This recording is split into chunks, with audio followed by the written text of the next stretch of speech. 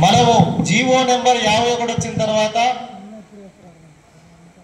కార్మికుల నెత్తి మీద పడ్డటువంటి గుడిబండ లాంటి ఈ మల్టీపర్పస్ విధానం రద్దు కోసం మనము జీవో ఇచ్చిన కానించి ఇప్పటిదాకా కూడా ధర్నాలు చేస్తా ఉన్నాం, పోరాటాలు చేస్తా ఉన్నాం.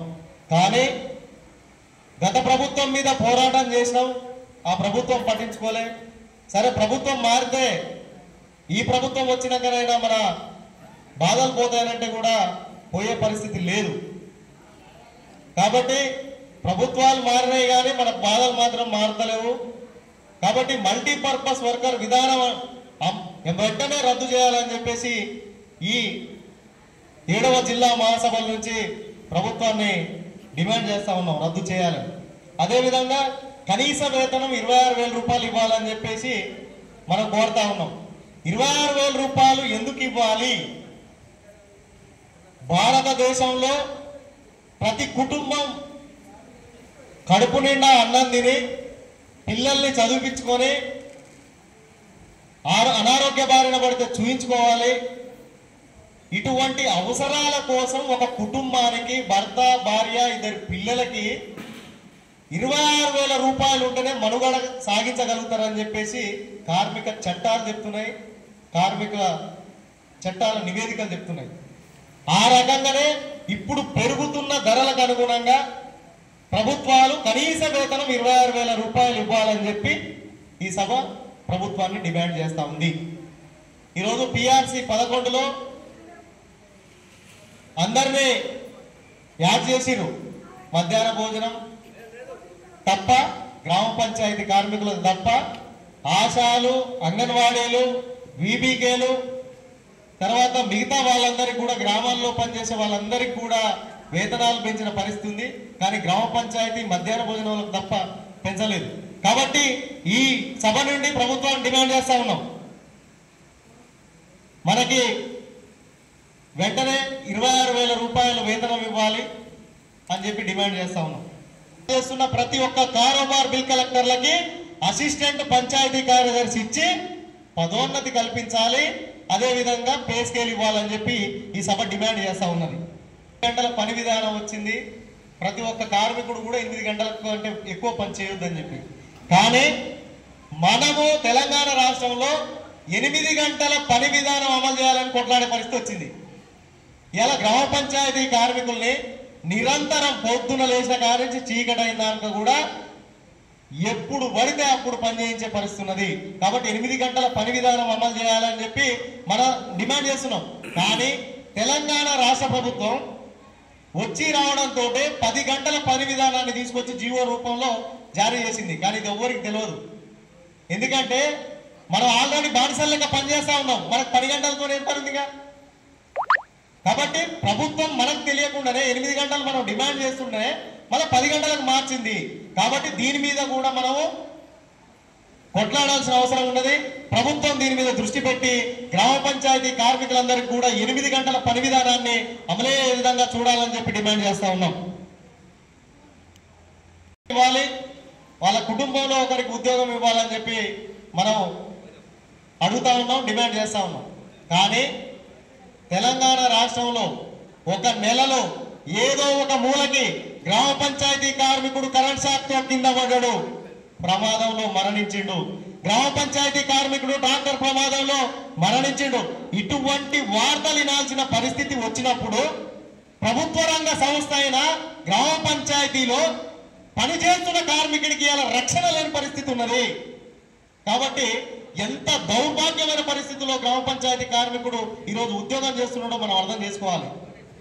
ఇలా ప్రతి ఒక్క ప్రైవేట్ కంపెనీల్లో చూస్తే ప్రతి ఒక్క కార్మికుడికి, ఎంప్లాయీకి కూడా ఆ కంపెనీలు ఇన్సూరెన్సులు చేస్తాయి, వాళ్ళకి సంబంధించిన PF ESIలు కట్ అవుతా ఉంటాయి.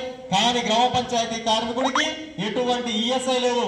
మనం చేసేది మలినాలెత్తిపోసే ఉద్యోగం, మనం చేసేది మురికిల పొరలాడే ఉద్యోగం, మనం పోరాటం చేసేది కుక్కలతో, పందులతో, మోరీలతోటి, చెత్తతోటి చేసే పోరాటం. కానీ ఇలా ప్రభుత్వాలు మనకు ఇన్సూరెన్స్ కల్పించే విషయంలో, మనకు ESI కల్పించే విషయంలో మన మీద చిన్న చూపు చూస్తా ఉన్నది. మనల్ని ఇంకా లోపల కిందికి నెట్ట వేసే పరిస్థితి ఉన్నది. ఈరోజు కరోనా లాంటి మహమ్మారి వచ్చినప్పుడు ఊర్లో ఎక్కడో అక్కడ పండుకుంటే గ్రామ పంచాయతీలో పోయి అన్నం పెట్టాం. వాళ్ళ ఆరోగ్యాన్ని కాపాడినాం, వాళ్ళ ప్రాణాలను కాపాడినాం. కానీ గ్రామ పంచాయతీ కార్మికుడిని ప్రాణం కాపాడే విషయంలో ప్రభుత్వాలు ఎప్పటికీ చిన్న చూపు చూస్తా ఉన్నాయి. అవునా కదా? ఎటువంటి పరిస్థితుల్లో ఉన్నాం, కొట్లాడాలన్నా దీని గురించి. ప్రభుత్వాలు వందల వేల కోట్లు పెట్టి ఎన్నో ప్రాజెక్టులు నడుతా ఉన్నారు, అవి కూలిపోతా ఉన్నాయి. అటువంటి వాటికి డబ్బులు వృధా అయిపోయినా నష్టం లేదు. కానీ గ్రామ పంచాయతీలో పనిచేస్తున్న కార్మికుడు ఈ రోజు ఆ కుటుంబంలో పెద్ద దిక్కై పనిచేస్తున్న కార్మికుడు అడ్డం పెడితే జీతం నెలకు రాదు, చూపించుకుంటేందుకు పైసలు ఉండవు, ఎవరైనా నప్పని తప్పుకుంటదు. కానీ సాగే శరణ్యం అయ్యే పరిస్థితిలో ఇలా గ్రామ పంచాయతీ కార్మికులు ఉన్నారు. ఈ బాధ ప్రతి ఒక్కరు అనుభవిస్తా ఉన్నారు. కానీ బయటికి వచ్చి చెప్పుకునే పరిస్థితులు లేరు, కొట్లాడుతందుకు ముందుకు రారు, పోదామంటే వెనక ఆడతారు. మళ్ళీ మా సర్పంచ్ చెప్పినారో, సెక్రటరీ చెప్పినారో, మీరందరూ కూడా అట్లనే వెనకడిగేస్తే ఇన్ని బాధల్ని దిగమింగుకొని మనం ఊర్లో సేవ చేస్తా ఉన్నాం. ఇది మీరందరూ గ్రహించాలి. ప్రభుత్వం మెడలొచ్చైనా ఈ రోజు మన కనీస హక్కు ఇది. పిఎఫ్, ఈఎస్ఐ, మనకు ఇన్సూరెన్స్ కల్పించే హక్కు ఖచ్చితంగా ప్రభుత్వం కల్పించాల్సిందే. ఈ విషయంలో మనం ఎంతైనా పోరాటం చేయాలి. ప్రభుత్వం మనకి ఈ డిమాండ్ నెరవేర్చాలని చెప్పి సభ ద్వారా ప్రభుత్వాన్ని డిమాండ్ చేస్తా ఉన్నాం. అదేవిధంగా కార్మికులు ఈరోజు జీవో నెంబర్ 51 రాకముందుకి మన గ్రామ పంచాయతీలో పనిచేసేటోళ్ళు 35-40 ఏళ్ళ నుంచి పనిచేస్తూ వాళ్ళకి పర్మనెంట్ అవుతుందేమన్న ఆశతోటి ఈరోజు ముసలోళ్ళు అయినా గ్రామ పంచాయతీల్లో పనిచేస్తా ఉన్నారు. కానీ ప్రభుత్వం ఏళ్ల తరబడి పని చేయించుకుంది, వెట్టి చాకిరి చేయించుకుంది, కానీ పర్మనెంట్ అనే మాట రాలేదు.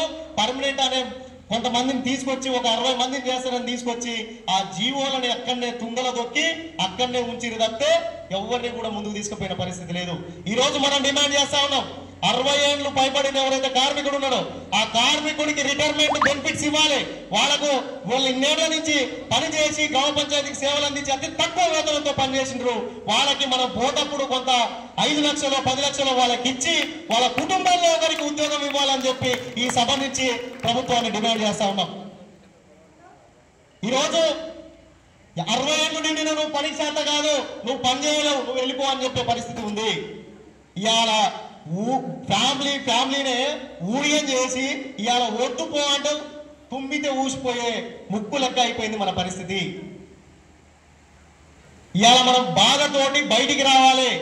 ఈ మహాసభల తర్వాత ఈ కొత్తగా నియామకమయ్యే జిల్లా కమిటీ కొత్త ఉత్సాహంతో మండల కమిటీలన్నింటినీ సమన్వయం పరుచుకొని రాష్ట్ర కమిటీ ఏదైతే 24-25 తేదీల్లో మహాసభల్లో ఒక నిర్ణయం చేయబోతా ఉంది.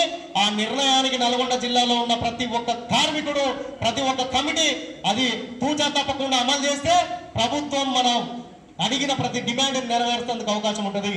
మనం ఇంటికాడ ఉంటే ప్రభుత్వాలు పట్టించుకునే పరిస్థితి ఉండదు. కాబట్టి దయచేసి మీరందరూ కూడా ఎటువంటి పిలుపునిచ్చినా కానీ మీరందరూ కూడా మీ ఊర్లలో ఉన్న కార్మికులందరికీ తెలియజెప్పి మీటింగ్కి తీసుకురావాలి, ధర్నాలో పాల్గొనేటట్టు చేయాలని చెప్పి మీ అందరినీ కోరుతా ఉన్నాం. ఇలా ప్రభుత్వము ఎట్లుందంటే ధర్నా చేస్తే తప్ప జీతాలు ఇచ్చే పరిస్థితుల్లో లేదు. ప్రభుత్వం మారింది, మన బతుకు మారుతుంది అనుకున్నాం. కానీ నెల నెల వేతనాలు ఇస్తాం, గ్రీన్ ఛానల్ ద్వారా ప్రతి నెల కార్మికుడి అకౌంట్ లో వేతనాలు వేస్తాం. ఇంతమంది 90,000 మంది ఉన్నారని చెప్పేసి పంచాయతీరాజ్ మినిస్టర్ గారు ప్రకటన చేశారు తప్పితే అమలైందా? ఎవరికన్నా గ్రీన్ ఛానల్ ద్వారా వేతనాలు వచ్చినాయా? ప్రతి నెల 1వ తారీఖు వేతనం పడిందా? పడలేదు. అయితే ఈ గ్రీన్ ఛానల్ కి ఇదంతా కూడా ఉట్టి బూటకం.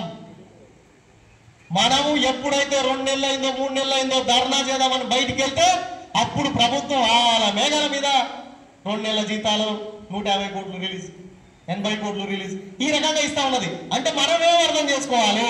కొట్లాడితే ప్రభుత్వం జీతం ఇస్తుంది, కొట్లాడితే మన హక్కులను కూడా నెరవేరుస్తుందనే పద్ధతుల్లో మనం ముందుకు పోవాలి, కొట్లాడాలి. కాబట్టి మీ అందరికీ దయచేసి ఈ వేదిక నుంచి చెప్తా ఉన్నా, ప్రభుత్వం మెడలు వచ్చాలంటే మనం సమ్మెలోకో లేకపోతే గట్టి నిర్ణయం చేయాలి. ఆ నిర్ణయం రాష్ట్ర కమిటీ చేస్తుంది. ఆ నిర్ణయానికి అనుగుణంగా మీరందరూ సపోర్ట్ చేస్తారని నల్గొండ జిల్లాలో ఉన్న కార్మికులు మహా తెలివైన వాళ్ళు, రాష్ట్రంలోనే మనం ఎక్కువ ఉత్తేజభరితంగా ఉత్సాహంగా ధర్నాలలో అన్నింటిలో పాల్గొంటాం. అదే ఉత్సాహాన్ని కలిగి ఉండాలని, దాన్ని నెరవేర్చాలని చెప్పి మీ అందరికి కోరుకుంటూ ఈ అవకాశం ఇచ్చిన మీ అందరికి కూడా ధన్యవాదాలు తెలుపుకుంటా ఉన్నాం. ఈ తీర్మానాలన్నింటినీ కూడా నేను ప్రవేశపెడతా ఉన్నాం. ఆమోదించే వాళ్ళందరూ కూడా చేతులెత్తి చెప్పాల్సిందిగా కోరుతా ఉన్నాం.